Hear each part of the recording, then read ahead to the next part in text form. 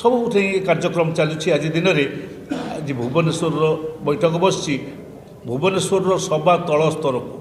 बस्ती बासिंदा पाख पर्यंत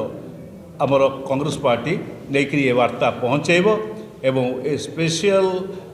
डिपोजिट फिक्स उटा ना हूँ स्पेशल स्वतंत्र एडिशनल डिपोजिट जो मागिंट ताकू बंद करा जाऊ स्मार्ट मीटर लगेगा जो कहुई से स्मार्ट मीटर बंद करा जाऊ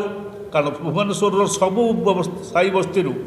खबर आसूची जे स्मार्ट मीटर बसैया बड़ दौरात्म चली से समय सरकार आम पैसा को लेकर 2 किलोवाट पर्यंत मागणा कर देछि बसवाई जो देखला भयभीत है सरकार जे सब लोक मातिले से मागणा मीटर बस पैसा कार्टून दिज्व ना 2 किलोवाट पर्यंत बस 2 किलोवाट भुवनेश्वर में 3 किलोवाट वाला अच्छा 4 किलोवाट अच्छा 5 किलोवाट अच्छा कांग्रेस पार्टी दाबी करिछि सबु श्रेणीर उपभोक्ता मीटर जदि बसब से मीटर को कहीं कंपनी ही पैसा दब कारण आर पैसा सरकार जो कहते सरकार से पैसा देवे से भी आम पैसा टैक्स पेयर्स मनी आमरी पैसा को 573 कोटी टंका ये 753 कोटी टंका बोली हिसाब कर 753 कोटी टंका सीधा सड़क आम